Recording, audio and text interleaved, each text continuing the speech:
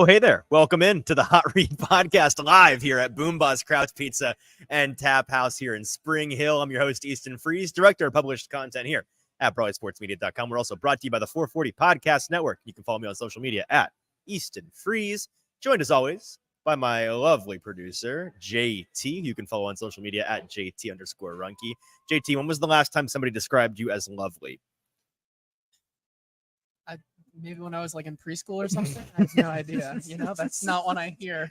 I was looking for a descriptive word, and that's what came to mind. So congratulations. It's a compliment. Absolutely. I'm very flattered, and I'm excited to be back here at Boombozz. It's a gross Thursday afternoon here, or I guess evening, since I guess it gets dark so early. I was about to say it feels like 7:38. It is, because usually when we do the show, right, like. That's how I knew we're like we get towards right. the end here. It's like, oh, it's starting to get dark. All right. Absolutely. It's football time. And guess what? Now it is yes. It is dark already. It is dark. I am flustered because I got a new computer. You did get a new computer an hour today. And a half ago. You've spent the last hour where we've been setting up here at Boombozz, and you've just been setting up all of your new accounts and putting in passwords and all of that. Yes. It's a gross day, like you said. We got gross Thursday night football to watch tonight, which we will be doing here live from Boombozz, as promised, as contractually obligated. We will be here watching the Panthers-Bears matchup, a matchup that the Bears organization would love to end in a tie. Maybe bet a little on the tie. Who knows? Like, if I'm betting that it goes to overtime. Bet to overtime is we're live with that bet here on this game. But we're talking Titans Buccaneers today. We'll be previewing that as we always do on Thursdays. A couple of housekeeping things before we dive into this Sunday matchup for Will Levis and company. If you're watching with us live on TikTok, or excuse me, not on TikTok, on Twitter or on Facebook, make sure to go on over to YouTube, Brawley Sports Media's YouTube page. That's where you really want to watch us live. It's great that you're checking out the live streams on those other platforms. Awesome. You're going to have a better experience on YouTube. At Brawley Sports Media's YouTube page, you can find this live stream and join the conversation like Derek and Titan Fox. Derek asking, is anybody actually watching this garbage tonight? At least two folks, these two guys right We're here. We're sickos. But we are contractually obligated to do yes. so. Otherwise, I don't know what my answer would be. Kenneth also here, saying, good evening, guys. The Levis era is here. Vibes are high despite the 3-5 record till a game is played. Absolutely, Kenneth, the vibes are high, and we're excited to talk about what Will Levis can do in his third game of his NFL career. We, of course, have to talk about our lovely and amazing sponsors here at Boombozz Craft Pizza. We love it here. We can't wait for every Thursday, each and every week, we get to come down here and do the show, which is awesome. We love doing the show from here. Great setup. But then we get to hang out at the bar, eat delicious pizza and appetizers. Pizza unlike any pizza you've had before. I've not really talked up the craft pizza element of this place recently, and it deserves it because they have some delicious pizzas that I guarantee you have never tried before, which you should come and do. And if you come and join us on Thursdays, we're doing gift card giveaways each and every week. So if you just come on down about 20-25 minutes down the highway from downtown Nashville to Boombozz Craft Pizza and Taphouse here in Spring Hill, say hello. Say, I know who you are. I'm here to watch the game. I'm here to watch the show. We will give you a gift card. You can eat and drink for free, my friend. That is an advertisement that should sell itself. I don't know how much more smooth talking I got to do to get you down here for some free food and booze. It's a good time. We'd love to see you each and every Thursday night this season. All right, let's dive into Titans and Buccaneers, which is our topic of discussion today. Maybe a shorter show for you today. If you are a fan of all of our fine content here on the 440 Podcast Network, you know that I did a show earlier today, filled in for Zach Lyons, who, last I checked, JT, latest reports indicate he has lost at sea. Maybe the latest victim of the Bermuda Triangle. I don't know, but he is gone possibly forever. And so I was filling in, talking about the Titans in his stead on a football show today. Had a great time talking with Braden Gall. After you finish watching this show, you can really get the second half of the Titans Buccaneers preview by going and watching or listening to the recording of that show, a football show here on the 440 Podcast Network. You can find it on 440's YouTube channel, the A Football Show podcast feed. Of course, you just search that up where you get your podcasts. So check that out. But we're talking in this episode of a Hot Read podcast about all the things I didn't mention in a football show today. So they are very, when I do a 2-show day like this, I make sure to not repeat myself as much as humanly possible, because I know that there are folks that listen to both and don't want to hear the redundancy. So I've got some new takes. A couple hours later, I've had a couple of hours in the lab to generate some thoughts on this game. Marinate. I've let this game marinate on the old dome, and I've got some thoughts. And I want to start with this. JT, it is a number. It is a number we've plugged in here for our stats and info portion of the preview that you brought to me. I was unfamiliar with this statistic. It's from the world of betting, which we get into later with the best bet gauntlet. Obviously, we're going to continue to roll and make you money and make ourselves money while we're at it. But it is a betting number that pertains to the winning and losing of this game. And it is so good. You come to me with numbers as the good producer you are. I say thank you, and I claim them as my own, as a host does. It's a little behind the curtain of the show business here. But this one felt so good and so unique that I feel bad stealing it from you. So would you mind telling the people what this statistic is? It's good news for the Titans. It is really good news for the Titans, and maybe it's random. It's a weird number, so random, but it's a strong. It's got some strong signal on it. And this basically has to do not with the Tampa Bay Buccaneers or the Titans in general here. It's a great state of Florida. It has to do with the wacky and great state of Florida.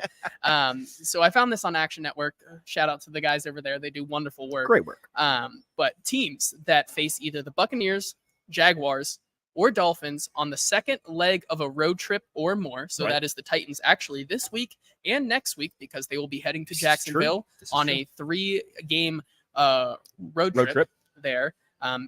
Those teams on the second and third legs are 95, 51, and 5 against the spread in the last 20 years. That's an insane hit rate right there. It is. I don't know what it is. Maybe it's the fact that the weather is typically nice. Maybe it's the fact that something about Florida, man. These teams have been like largely bad over the last 20 years. Probably has something to do with it. But again, the spread is factored in there. So like that means they'd have to be bad against spread. I don't know. From a betting standpoint, we're going to use that later. Yes. And we are taking, one of us is taking a side in the Titans game for a record 10th week in a row, 9th week in a row. Now we may go the whole season and bet one of the sides in the Titans game every single week. We don't know.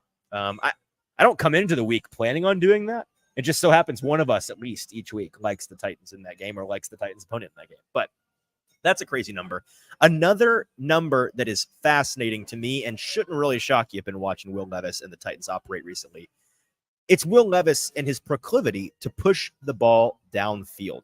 Most completions of 20-plus yards from week 8 to week 9. So in the last 2 weeks, the 2 weeks that Will Levis has been playing, he is second in the league to only Dak Prescott on the Dallas Cowboys.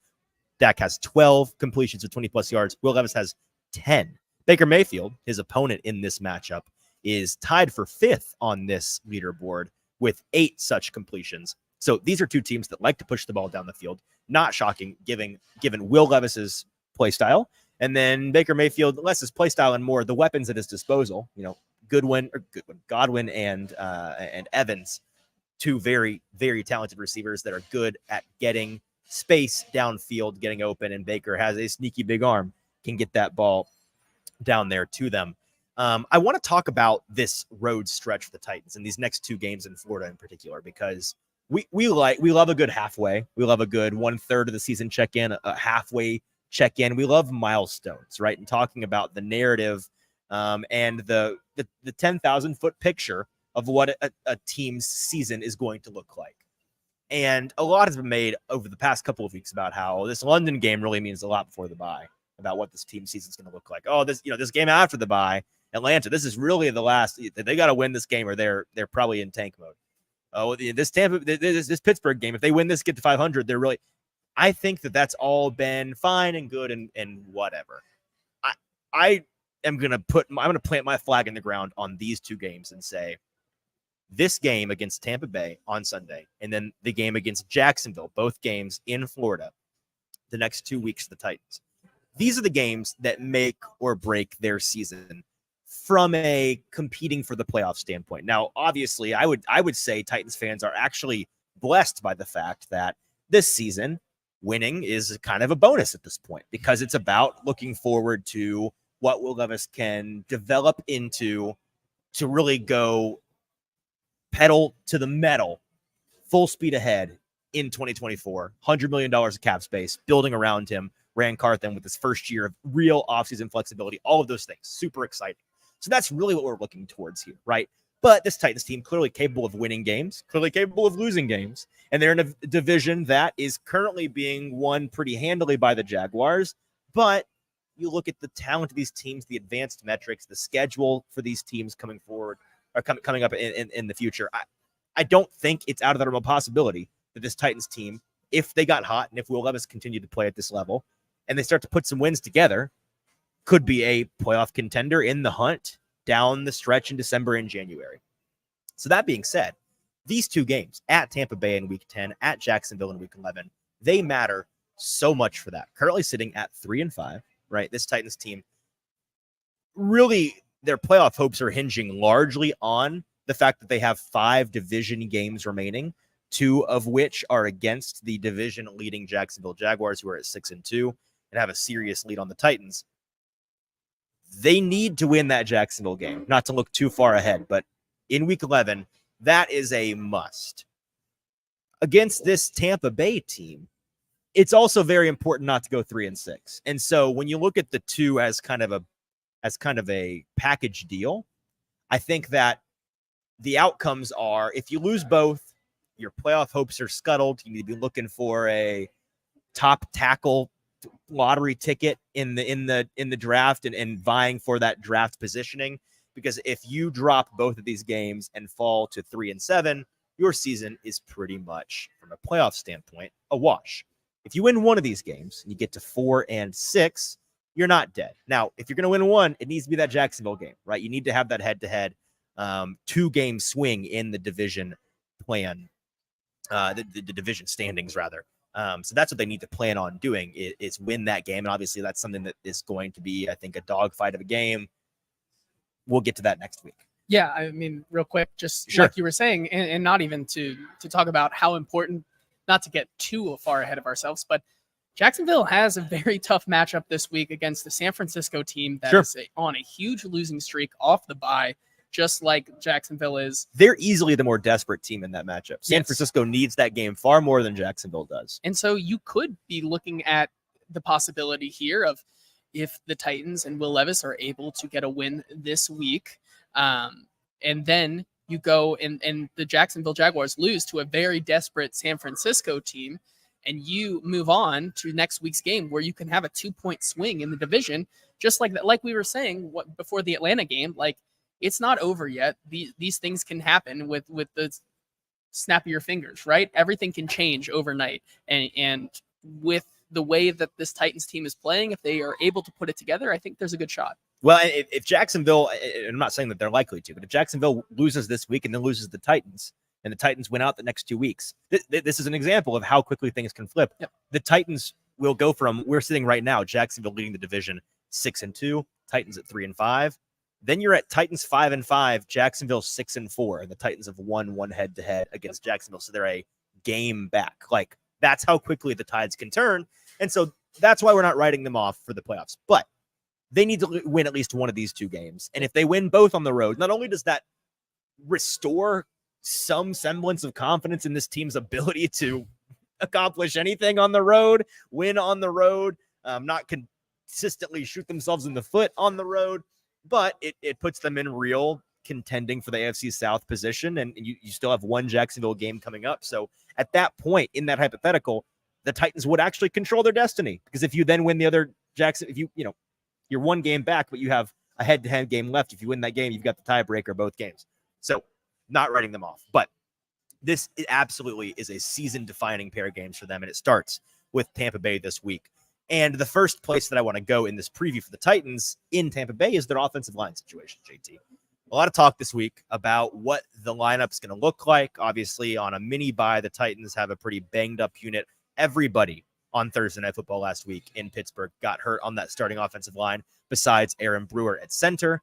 And so what it's going to look like this week is still a mystery. As of right now, it sounds like Daniel Brunskill, right guard, is going to be too banged up to play, which is a bummer, because it's probably going to mean that the Titans' latest ultimate swing offensive lineman, Dylan Radins, who has now played every position on the offensive line for the Titans besides center, is going to fill in at right guard. That is what is being telegraphed to us from the players in the locker room and the coaches at the podium. That being said, is going to, by default, likely mean you get, who, Andre Dillard, out there at left tackle once again. And that is a recipe, obviously, for disaster. What we'd liked to see, at least I would, I'm not going to speak for you, but I'd imagine you share this sentiment.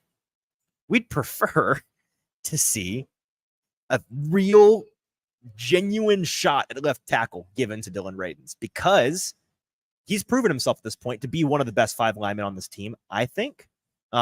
Easily best 6 if everybody is healthy. And he deserves to be given a shot at left tackle, the position he played in college, the position he was drafted at, and then he started one game there a couple of seasons ago. But they've bounced him around so much. They've been so insistent, this coaching staff, that he is an interior guy. We want to develop him as a swing guy and as an interior guy. They, for some a reason that I cannot put my finger on, JT, they won't give this guy a shot on the outside, and it's really frustrating. Why won't they give him a shot? I mean, why? It's an impossible question for me to ask. Why do they give him more of a shot than they would give Peter Skoronski a shot at left tackle? Like, all these things ring true, that they think that the best option at left tackle to play a full 60-minute game is Andre Dillard. Like, that is just how they feel if they are not willing to at least give him a shot. And maybe they will have to adjust during the game if Andre Dillard just looks absolutely desperate out there against a... You mean when he does? Right. Yeah, okay. Well, yes, that is also true. No, I'm willing to go out on that limb. I'll okay. say when he does. Yeah. Against a Buccaneers secondary that just got Vita Vea back. They have a rookie in Kalijah Cansey, who the past couple of weeks has kind of been looking like a line breaker at some points in his young career. Young Aaron Donald, Kalijah Cansey. Right. So it's going to be tough, right? But like, it's not impossible for this line to have a bounce back spot, because they're not going up against like TJ Watt as they did last week. They're going up against some good players. Well, it's the interior that's scarier. It's the Kalijah Cansey and Vita Vea on Aaron Brewer. Vita Vea has a whole full-sized golden doodle's worth of weight on Aaron Brewer. I mean, it is a scary. Aaron Brewer is a good offensive lineman. He's a secret weapon to have in the run game. As a puller, he's fantastic. He's got freaky athleticism for a lineman, but he doesn't have his size. We know this. And so when he goes up against a guy that is a human bowling ball in Vita Vea, the interior standout defensive lineman for Tampa Bay, it's going to be a problem. And I think it's going to limit that, because in recent weeks, they've really been utilizing him as a puller in the run game, trying to get him to the second level, trying to get him on the outside. I don't know what I'm very fascinated to see what their game plan is with him this week, because of that unique matchup. It definitely could be to the detriment of Will Levis and having to use a lot more 12 personnel here. And Stoney says Vita Vea is going to rip Andre Dillard in half like Jax from Mortal Kombat. But like I was saying, it could be a detriment to Will Levis because of how much maybe 12 personnel they're going to have to play. It's kind of maybe likening that to the Cleveland game as well, where you just don't have the ability. Instead of having to go up against a game breaker like Myles Garrett, you're going to have to go up against game breaker that is, we don't have the depth here, so we're going to have to put a tight end out there as a glorified blocker as necessity, right. You know? So it'll be interesting to see how they do that this week. Titan Fox asks me to explain what a golden doodle. It's just a large dog, like a golden retriever. It's a mix. I've got a buddy who's got a very large horse-sized golden doodle that I was at his house the other day, and that's what made me think of it. But maybe an Irish wolfhound instead. Sure, and I like that. It's a good dog breed. Titan Fox also says put Duncan in at right guard and Radins at left tackle. They wouldn't, or they won't, but it would be smart. I agree with half of this. But don't put Duncan at right guard. He's a tackle prospect. He's a tackle prospect. Mostly tackle. If you're having to plug and play a guy on the interior like that, the Titans have better options. I think Corey Levin is who I would go with personally. I'd play. I mean, Levin, he's low ceiling, high floor, reliable. He's going to get beat 1 or 2 times a game, but he's going to be reliable for the rest of the snaps, and that known quantity is valuable. So I would put Levin in there. But it sounds like they're going to be playing. I'd bet money on it at this point that Radins is put there at right guard, and you put Dillard on the outside because they see more in Dillard than the rest of us, obviously. Benjamin Seaman. By the way, Benjamin Seaman. We went to church together, grew up together. He's older than us. He was my church league basketball coach for many years. So Benjamin, appreciate you joining us. See, on the like show a Nick today. Nurse or a Greg Popovich. Like, He's- where are we putting him on here? Players coach, big players coach. Yeah, you Okay. got to be a players coach Yeah. in church league. Benjamin, you can tell me if I'm mischaracterizing you, but I think that you were absolutely a players coach right there. He says that in the offseason, the Titans need to buy the best free agent tackle money can buy, draft the best tackle left on the board, keep Brunskill and Skoronski. Biggest decision left is center, where we sunk a lot of money inexplicably. That's the plan, 100%. I think that they're, first of all, I know that their plan going forward is Brewer at center. He's their center of the future.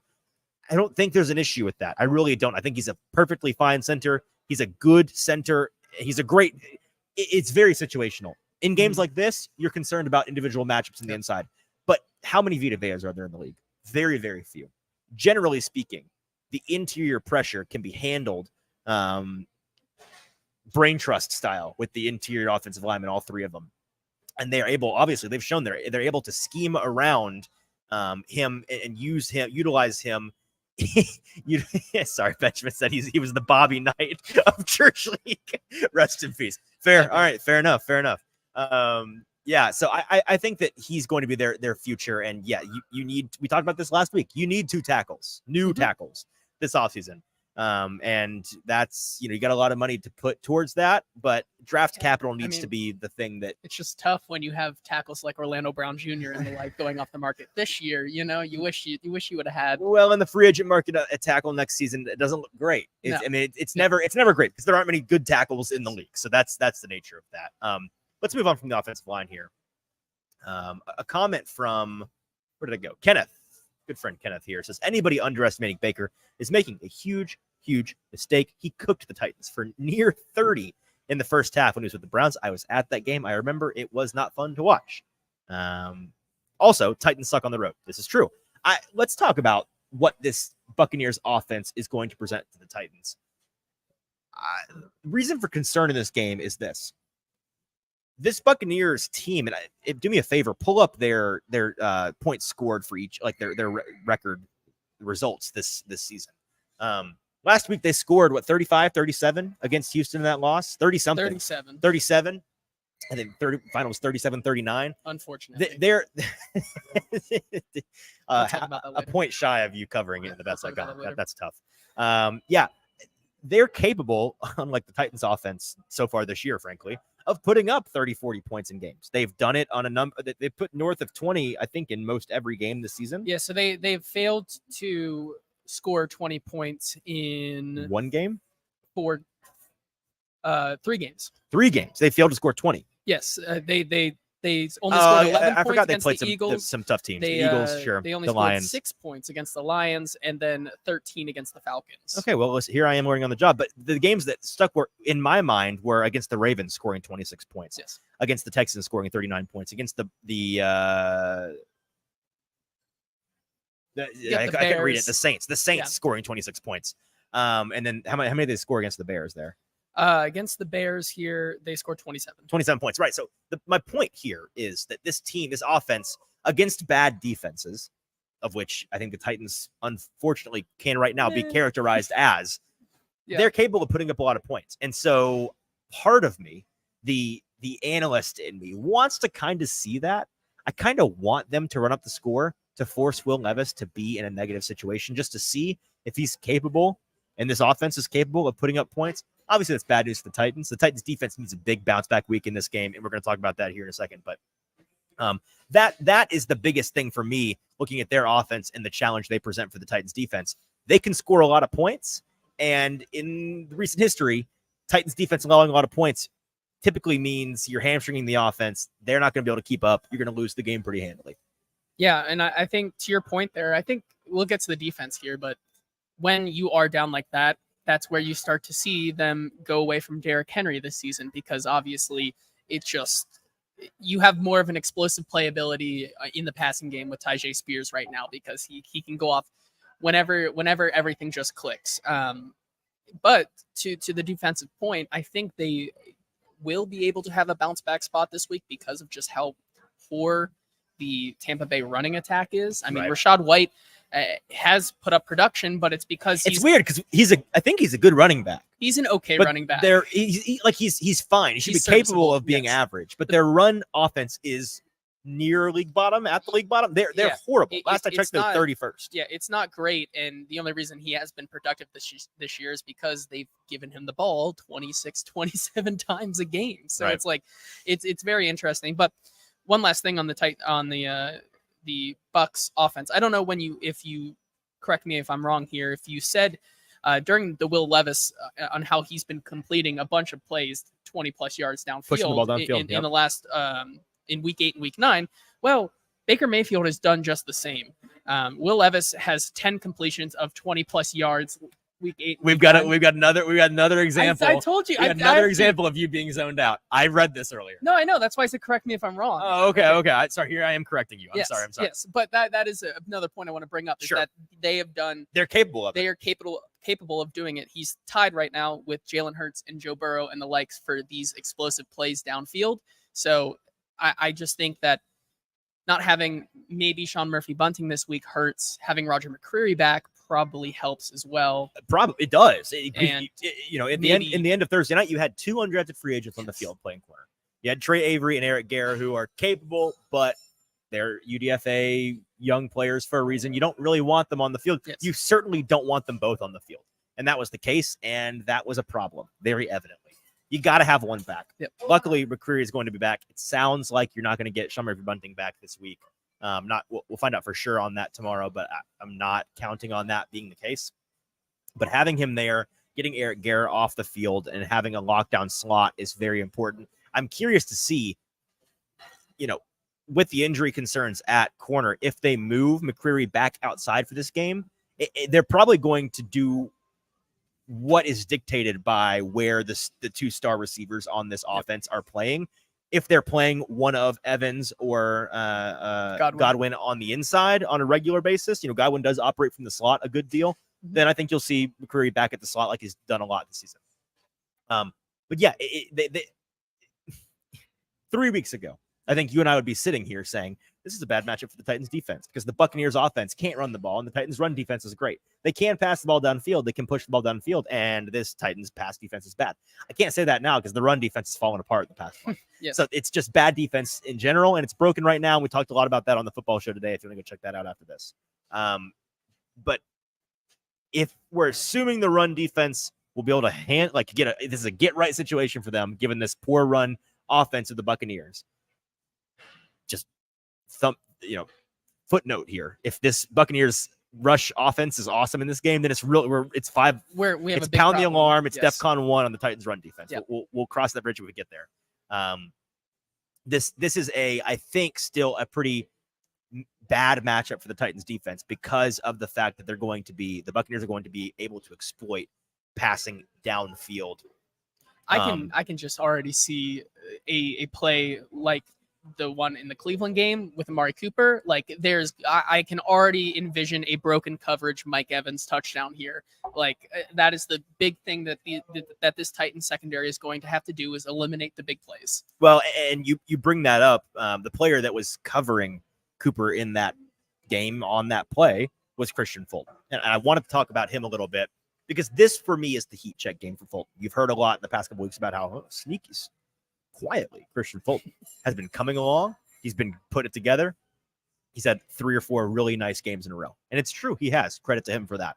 However, it's been against bad receiving cores and bad quarterbacks. This is Baker Mayfield for all of his flaws. He is clearly the best quarterback that Christian Fulton is going to be defending against since London a full month ago. And so this is the heat check for me. If he's truly put it together, this is the game to show it. They're relying on him a lot, missing some starters at the corner position. The safety situation is still kind of a changing one. They're still adjusting to the loss of Kevin Byard, I'd imagine. So this is the game for him to put up or shut up for me. I will believe that he's figured it out if in this game he manages to shut down Evans or Godwin. But I'm gonna wait to see on that one. Yeah. All right. Anything else we want to talk about in this game? It's kind of a brief recap today because we have, again, if you want to go check out a football show, there's even more from Braden and I earlier today. Any more parting thoughts you have on this game? Looking forward to. You talk about what we expect from Will Levis. Maybe what is progress to you for Will Levis in this game? I mean, yeah, we can talk about this real quick. The inverse, I think, is exactly the same. I was looking at just some PFF stats here. DEFCON 20, by the way, according to Michael Scott for Paul Bochy. Yes. I was looking at PFF this week. This Bucs secondary is very susceptible to big plays as well, just as the Titans. We saw CJ Stroud do it last week. Tank Dell kind of 737 passing yards, 19 touchdowns. Is that what it was? Nuclear, right? Yes, but not enough to cover. Still mad about that. Regardless, I could totally see DeAndre a game where once again Will Levis maybe looks better in his decision making, but still continues to just pound the ball to DeAndre Hopkins, and I think he might be able to get away with it just because this secondary unit for the Tampa Bay Buccaneers has not been the best. It's not. And speaking of receiver, just a little bonus bet for you before the best bet gauntlet. Kyle Phillips has had 2 nice weeks. Had a breakout week last week. I checked his receiving prop number today, 19.5. Over under 19.5 receiving yards for Kyle Phillips. He's gone over that, well over that last week, over that in both of the 2 games he's been back from injury. You know what? I'd sprinkle on Kyle Phillips to go 20 or more receiving yards in this game. I think that they're going to continue to utilize him. We were talking to James earlier this week in an episode that you should absolutely go check it out because it's a film breakdown with James Foster, one of the best in town doing it on our Wednesday show. If you're watching us on YouTube or on the podcast feed, just go to the most recent episode before this. He doesn't think Kyle Phillips is 100% healthy yet, and it still has another gear to unlock, which is scary because he looked really fantastic last week in presumed limited capacity.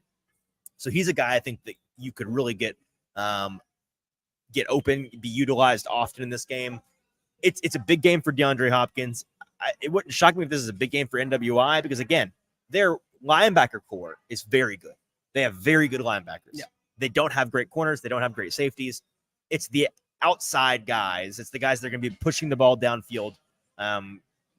They're the ones that are going to be set up for success in this one, and it sets up well for Will Levis, who, again, going against a defense who allowed so much in the passing game to CJ Stroud and company. Maybe it's a get-right game for them. Maybe the Titans caught him at the wrong time, and that was a wake-up call for them against Houston. But if they can't really step up their game from last week, it's going to be very good news for Will Levis pushing the ball downfield all day long. Yep. All right. That is our preview for today. Again, if you want more, that was kind of brief from us today. If you want more on this game, go to a football show earlier today when Braden and I broke down this Buccaneers Titans. It's kind of game. fair though. We did an hour and a half show on Wednesday. We did. You know what? And people can only take so much of me in a day. I can understand that. My wife can only take so much of me. You can only take so much of me. I can only take so much of me. I need to shut up more often, I suppose. A parting thought from Ben Seaman. Feels like the Titans will need to score some points this week. Absolutely. Tampa Bay could not stop Houston last week. Interested to see if they get creative or stay conservative. Kenneth says, my biggest concern is Mike Evans versus our cornerbacks. It's like Jaws versus a bunch of odd jobs in GoldenEye. I agree with both of these comments. Those are going to be key matchups and units to watch in this one. All right. We've got the best bet gauntlet coming up. Before that, got to advertise once again our fantastic sponsors here at Boombozz Craft Pizza and Taphouse. Come on down any Thursday night before Thursday Night Football to catch the show live. Get a gift card on us. Eat and drink for free. Delicious food and drinks here. We would love for you to come and hang out with us. Check out a Boombozz wherever you are. The nearest Boombozz to you is also a place you should check out if you don't want to come on down to Spring Hill. 3 Middle Tennessee locations here in Spring Hill, over in Murfreesboro, and then in East Nashville if you prefer to stay downtown, and then locations in Indiana and Kentucky as well. And if you're not subscribed to our YouTube channel, for the dozen or so of you that are listening live with us on YouTube right now, help us out. Hit that subscribe button if you're not already subscribed. It's free to you. It helps us a lot. Thanks a lot for that. All right, let's get to the news with producer JT. Yeah, and the first thing we're going to talk about is this Thursday injury report. Let's talk about the guys who did not practice today. Some names already that are pretty set in stone not to go this week. Nicholas Petit-Frere, which we touched on Wednesday. He's pretty much done for the year. Treylon Burks with that nasty concussion also not playing this week. Probably a decent chance of not playing next week. And then, as you said, Daniel Brunskill is the big one, I think, this week. 2 DNPs this week, so probably not going to go. And then Sean Murphy-Bunting as well, 2 DNPs. So those guys look like they are not going to go. A couple other guys here on the injury report. Cornerback Anthony Kendall did not practice today. Derrick Henry did not practice because of rest. And then Ryan Tannehill was downgraded from a limited participation to a DNP this week. I think that's the biggest one I want to ask you about. Do you think, obviously on Wednesday, Ryan Tannehill came out and said he wasn't fully back yet. So would you anticipate that Malik Willis would be the backup this week? I think Tannehill will be inactive at least one more week. I think Malik will be the backup. Yeah, I just don't. You see some of the videos from practice. He looked kind of gimpy out there yesterday when he was practicing. I think they're going to take it slow. He's obviously in no rush. He, from a personal standpoint, is focused on his unrestricted free agency coming up at the end of the year, being healthy and available for the Titans. Obviously, if Will Levis goes down, they need him to step in. That's his primary objective.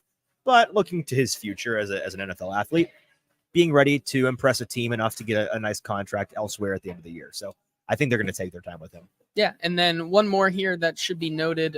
Luke Gifford, the linebacker, is limited this week with the shoulder, but pretty much everyone else on there is pretty full go, besides just some rest. Some notable ones: Chris Hubbard coming back from the concussion. Sounds like he's going to be at right tackle, which is dare I say, a must in this game for the Titans. So that's good news for them. Yeah, and then we can talk about the Tampa Bay Buccaneers side here. A couple ones here that are the most pressing. Carlton Davis, who is a guy who's in there a lot for the Tampa Bay Buccaneers, has cornerback has not practiced yet this week with a toe injury. Josh Hayes, also a defensive back, did not practice yet this week with a concussion. Jamel Dean, who is also another starting cornerback for them. Their secondary is so banged up, man. Yeah, he is limited now with a concussion. It's yet to be seen if he's going to be able to come back from that protocol this week. And then Kalijah Kancey shows up on the injury report today with a quad injury. He's limited, but probably will go there. Yep, big news, obviously, in the Buccaneers secondary. That's the primary thing there. They're already not great, and if they're banged up, it's going to be a big opportunity for Will Levis and company. Yeah, let's talk about some other quick notes here for the Titans. Another guy to be on the lookout for this week because of how banged up the Titans are in certain areas is TK McClendon, who has been a guy who has been around the team on the practice squad and on the active roster sometimes. But if TK McClendon Jr. plays for the Titans on Sunday, who we're bearing the lead here, by the way. Sorry, they signed him. They signed him to the active roster, and we found out why Naquan Jones was let go. Yes. This is why. Yeah. He'll become the 7th UDFA to suit up for the team this season. He will join Keiris Jackson, Eric Garrer, Otis Reese, Caleb Murphy, Matthew Jackson, and Anthony Kendall with those UDFAs there. That's a cool stat. It's also not good for a football team when 7 undrafted free agents are playing. A fun stat for like your Tennessee Titans trivia at Applebee's 20 years from now or something like that, right? Exactly. Yeah. But it's not good for the football product. Really not. Yeah, they also join all 6 of the Titans 2023 draft picks that have also played this year. So in total, if TK McClendon plays this year, 13 rookies for this team. This is a team in transition. This is a team in flux. This is natural. This is the process. It's the way it's got to be. Not shocking, but at the same time, kind of surprising when you put it all together there on paper and look at it. And let's just finish off here the news section with just talking about how many this team is in flux and transition. How about the league? The league is in flux with how many quarterback injuries there are this season. So this week with a couple starters like Tommy DeVito starting, Joshua Dobbs finally getting a start. Well, he already started this year, but with how many backup quarterbacks have been playing this year, it will set a record in a non-replacement player season with 10 rookie starting quarterbacks. The previous mark since quarterback stats began being tracked in 1950 was 9 in 2019. Tough look here. Time to break it. Time to break that record, baby. Yep. Unbelievable. I mean, like if you are wondering why is offensive production and touchdowns and fantasy down this year, this is why, guys. We got a changing of the guard. Peyton Manning and Tom Brady and Aaron Rodgers and Drew Brees and who am I forgetting here? Like that generation, Eli Manning and Ben Roethlisberger, like those fellas have stepped away. we've got some fantastic names to replace them in Patrick Mahomes and Josh Allen and Will Levis. And I knew it was coming. Had to slide it in there. Had to slide it in there. You've got guys to slide in there, but there's kind of a gap, right? Because the oldest guys in the league right now are Aaron Rodgers, still kicking it, trying to come back from the Achilles with the dolphin noises or whatever. But the oldest starters are like Russell Wilson, mid-30s. Ryan Tannehill until 10 seconds ago, mid-30s. Matt Stafford, mid-30s. And then there's a big gap. And then it's like Patrick Mahomes at 28, 29, 30 years old. And that's like the new old guard of quarterbacks are in their upper 20s, right, just peeking into the 30s. And so these guys, they're not as tenured. They're still figuring it out. You got a lot of guys playing. I mean, Tommy DeVito is out here playing on Sundays. What are we doing? Of course, we're not going to score a lot of points. All right, is that it for the news? That is the news. All right, that is producer JT with the news, and that means we've got one segment left. My favorite 15 to 20 minutes of the week on the Hot Read podcast. It's the Best Bet Gauntlet, reminding folks of where we're at this year in the Best Bet Gauntlet, the rules of which we fail to explain sometimes. Here's the Best Bet Gauntlet, guys. JT and I go back and forth. We draft our 5 favorite sides of the NFL week. 5 each, so 10 in total. Make it kind of hard on ourselves because pro bettors are picking 5 or 6 each week. We're picking 10 in total. And yet, despite that, our records are something that we're very proud of. This season, we are both above 500 now. I'm at 23, 21, and 1. Coming back from a slow start, working my way back up into the plus territory.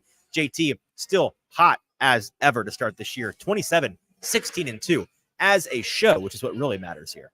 We are 50, 37, and 3 on the year, 57.5% in 2023. They say you can quit your job if you're betting at 55%. That's the pro bettors number. We've been north of 55% all year long. The money keeps pouring in, and we would love for you to bet along with us just to give you some perspective on the longevity of our success here on the Best Bet Gauntlet, because we've got to establish some credibility here to get you to bet along with us. All time, since the beginning of the Best Bet Gauntlet, which was at the beginning of last year's football season, we are 174, 132, and 12.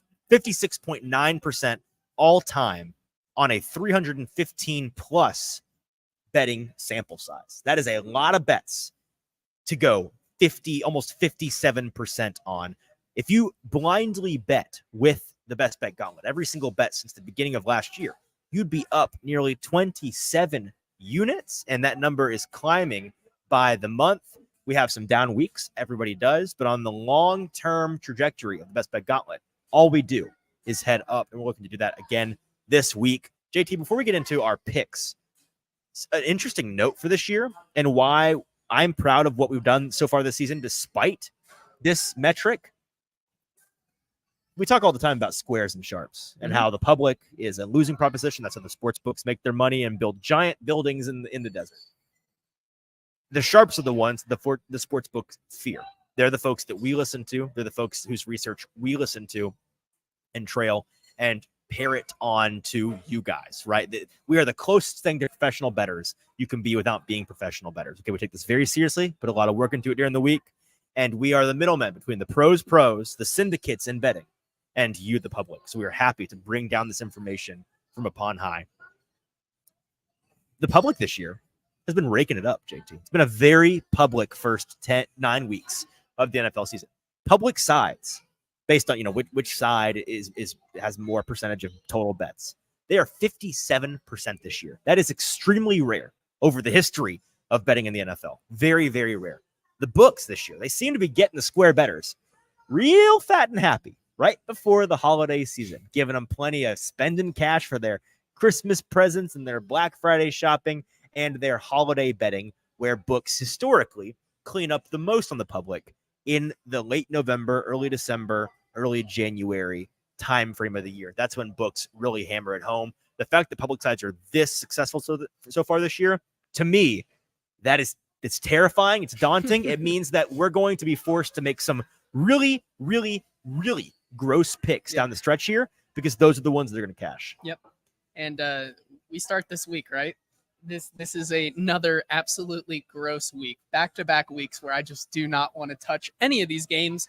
But there are a lot of weeks during the year where I'm like, oh, so many juicy lines. Yes. This week I'm like, there are 3 that I like. Yes. There are 4 that I like. So And yet here we are. Real quick. You have the first pick, by the I way. do have the first pick, unfortunately. And I just want to say that I personally feel like I've been violated by the NFL these past couple of weeks Is that so?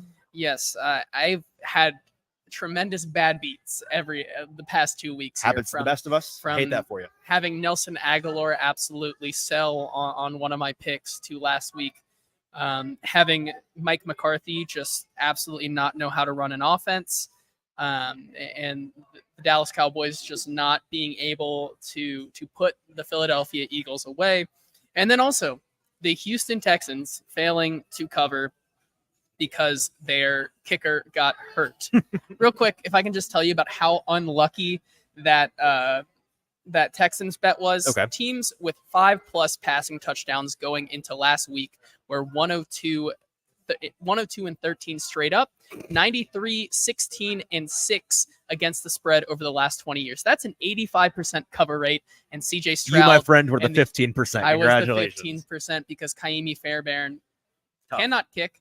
And then they wouldn't let their fullback fullback kick the extra point to make us happy. Tough. Unfortunate. All right. Well, however, it's new week, fresh new week. dawn, That's all behind us. Yes. New dawn. It's a new day. So with that, what is your first pick at the Week 10 Best Bet Gauntlet? Yeah, my first pick this week is going to be Minnesota. I'm riding with Joshua Dobbs +3. The Pasternak. Versus the New Orleans Saints. And this is a pretty easy one. I think this is maybe my best bet this week. Well, you're taking it first, so yes. I sure hope so. It comes down to this, right? In games where Derek Carr is a favorite or a small underdog, his teams have struggled as a favorite or underdog of 3 or less. He is 36-50-3 against the spread, paired with his coach Dennis Allen. That's a one game away from the inverse of our record on the Best Bet Gauntlet. Yeah, right. Right. Yeah, it's terrible. It's horrible. In tandem with that, Dennis Allen coach teams are just 3-14-2 against the spread, coming off a straight 3-14. Yes, they do not continue the momentum after getting a straight up win. By the way, they did get a straight up win last week against a Tyson Bagent led Bears team that still a teabag team who we're about to see again, by the way, yes, in prime time. God help us. Tyson Bagent outgained the Saints last week. I know. The Bears outgained the Saints last week, and the Saints were still able to somehow win that game because fraudulent I think team. Tyson Bagent threw like 4 interceptions or something. There were 3 or 4 turnovers in that game. I'm just interested more in seeing this Joshua Dobbs team now that they have a week where Josh Dobbs can actually learn the plays. How about that? His teammates' names. Be able to produce a little bit more, and getting them as home underdogs this week is one of my favorites. So I'm going to take them +3. I'm never going to complain about a home dog. I understand that. For folks, just to clarify, I've had some folks, GT, it's been heartening. This week, I've had 3 different people come to me and say, I'm tailing the Best Bet Gauntlet. I trust you guys, which is really nice. And so they look at our numbers. We put out on a weekly basis, typically, me or JT or both of us, put out tweets at Easton Freeze, at JT_Ruhnke, of lines we're taking early in the week to lock in that number for the Best Bet Gauntlet to take early. You got to follow us and follow the Hot Read Pod at Hot Read Pod on Twitter to get those numbers, to know when we're taking them, because we're trying to get the best of the number. I put out New Orleans -2.5 in this game because I liked that side early and I felt like it was going to go to 3. Looking at the numbers, I'm with you, I think, on this one. I don't feel as strongly about it as you, but I respect your conviction. If you took the New Orleans -2.5 with me, if you like it, stick with it. I like getting under the field goal there, but I wouldn't blame you if you cash out. I may end up cashing out of that bet by the end of the week when more injury news comes out, when we hear more about the reports from these teams. So when you see those numbers from us, go ahead and take them, sprinkle on them, get the best of the number.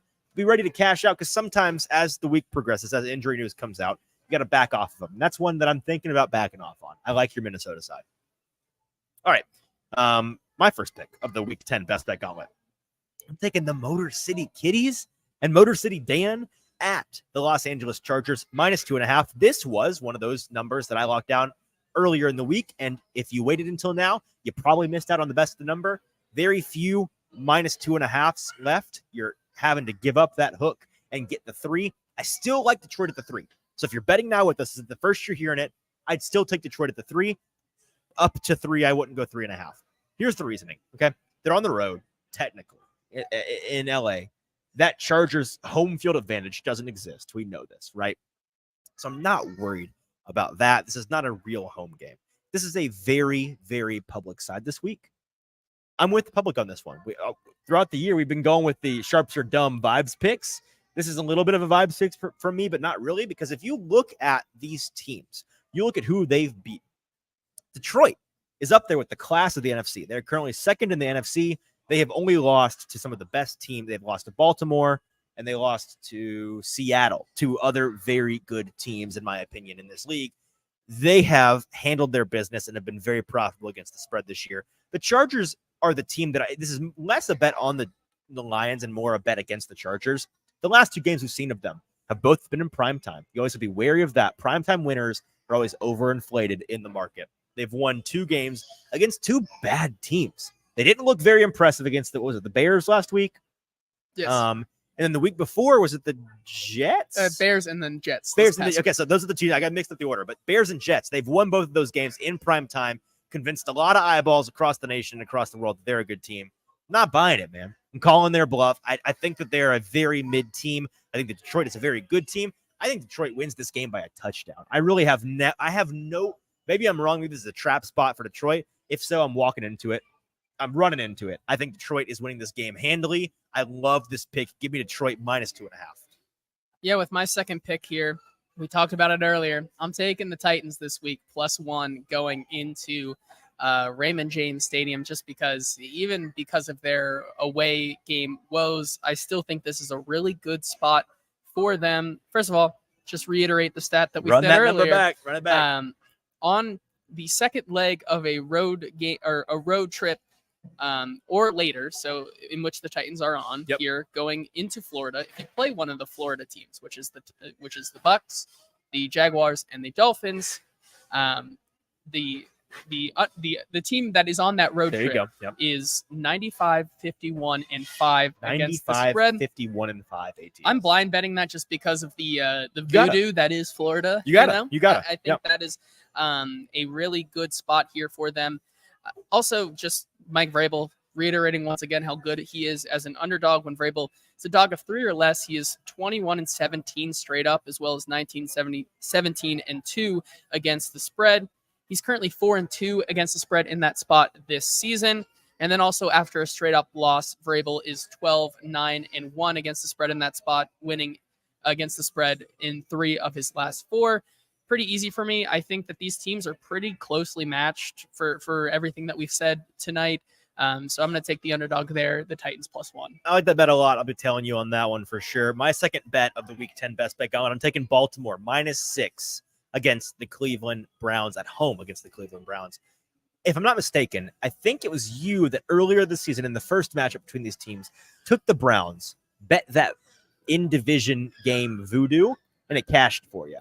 I'm betting against that. No, it was the other way around. It was the other way around because it was the DTR game. That's right. And I got absolutely sold on that one. You did. Okay, fair.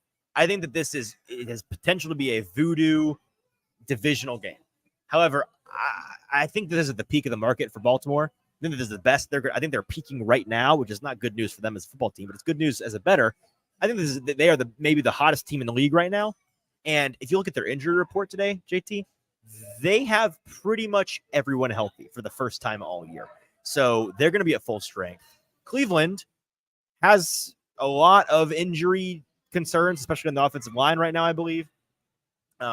I just think that they're such a better team right now at home. I like them under the touchdown. It's really simple handicap for me. I think that the hottest team in the league, they're at full strength right now. This is the time to cash in on Baltimore murdering teams, which they've been doing a couple of weeks in a row now. Yep. Give me Baltimore -6 at home against Cleveland.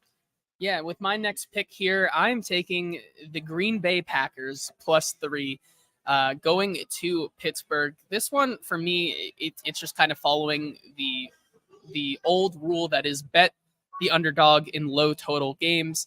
NFL underdogs in games with a total, which is the over-under, below 42 are 165, 109, and 6 against the spread since 2018, and 28, 15, and 2 against the spread this season. There's a lot of them this week, and my favorite of the week so far is Green Bay. Look, they're going up against a team that is extremely lucky, as we said. In mostly all their games, they've been outgained and have had all of them, not mostly, all of them have had a lot of luck go their way. They're so fraudulent. JT, if you flipped the result of every one-score game for Pittsburgh this year, they'd be 0-8. Would they really? They'd be 0-8. Yeah, well, maybe they're this year's Vikings for They sure. They are. But either way, Jordan Love kind of surprised me last week. And this Pittsburgh team is not one that I think if Green Bay gets off to a slow start like they have in recent past, like Pittsburgh's not going to punish you for that. So I think this game's going to be close, and not buying into any of Mike Tomlin's ability here. The voodoo that is. Can I add two things to this? Sure. One is that I'm 100% with you on this bet. One is that I think that Pittsburgh, being the public side here, is going to get bet up. So I think there's a chance you get that 3.5 by the end of the week. So just I would not bet this now. I would monitor it up until Sunday. Yep, see if you can get that 3.5. I think because the three will always be there. 3.5 for a little bit. And it was. I think back down. I think it gets back there. The other thing is the Action Network, which we love to utilize all the time. They've got luck rankings, which we reference on a regular basis. It's complicated. You can look up how they do the process, but I buy into it. You look at the success of luck ranking games in which the rankings of the teams each week, the luckiest and the least lucky in the league, head to head. Whenever you have a luck ranking differential of a certain amount, the unlucky team, the regression to the mean, and the lucky team regression down to the mean. Typically, the unlucky team cashes, and they have a winning percentage ATS using that formula. So look into all of that on Action Network. But this is the biggest, maybe the biggest luck ranking differential in the entire league. The Packers are 30th out of 32 in luck rankings this year. The Steelers are first. Yep. This is one of the least lucky teams against the luckiest team. They are due for regression. I think it comes in this game. I love this pick. My week 10 third overall pick in the best bet gauntlet is going to be the Germany game. I'm taking New England +2. I bet them a lot. I've been catching this New England falling knife a lot recently, but I'm going back to the well. They are +2 at home against Indianapolis. Here's the handicap on this one. The Colts were made to look so much better against that Panthers team last week than they actually were. 2 pick sixes were what decided that game. The Panthers and Bryce Young outgained them offensively, and Gardner Minshew is one of, if not the most negative play, turnover-worthy play prone quarterbacks in the entire league. So I think that he is being slowly unmasked, exposed more and more each week as a serviceable backup, but nothing more. When you look at the actual scheme, Gus Bradley, the defensive coordinator for the Colts, his defense famously plays more zone coverage than pretty much anybody in the league, and has always been that way and probably always will be that way. They don't go away from it even when it's situationally advantageous to them. New England is dead last in average yards per attempt this season against man coverage. But against zone, which is what the Colts will be playing, they're 13th. They're above average in the league. You also introduced the fact that Indy is 23rd in run defense DVOA this year.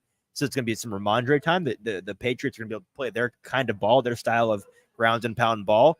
And you got guys like Pop Douglas, who are on that New England team, who are emerging in the well that was left behind by some injured and or bad pass catchers. Yes. There's been an opportunity presented to guys like Pop Douglas who are stepping up and looking pretty good in recent weeks.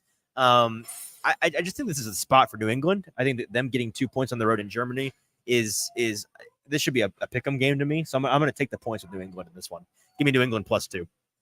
Yeah, with my next pick here, you had it last week with the Raiders, but I'm going to continue with the Raiders here, being home underdogs to the New York Jets of all teams this week. That's right. Zach Wilson is a favorite. Are you telling me you're fading Zach Wilson as a favorite on the road? Yes. You madman. I know, right?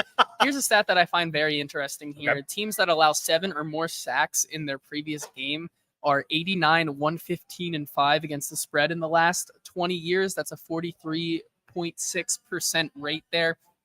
This Raiders team can get to the quarterback. Max Crosby has looked very good. He's looked as advertised this season. I'm expecting a lot of what Aiden O'Connell did last week to continue over into his 3rd overall start, which, by the way, I haven't thought Aiden O'Connell has looked terrible. He's been serviceable. He's been serviceable. Yeah. And also, I think this passing attack is due for some positive regression. We've seen the last couple of weeks that Jacoby Myers and Devontae Adams just have not had things go their way in the past couple of weeks. So I expect with another week under his belt, Aiden O'Connell gets better. This Jets team, like, they barely won a game against the New York Giants where Tommy DeVito had -9 passing yards. Well, JT, this is a direct comparison, right? The Jets won in overtime against the Giants against Tommy DeVito. The Raiders in the following week won 30-6. They did. They absolutely pounded the Giants. So this one really stuck out to me as I think Raiders at home.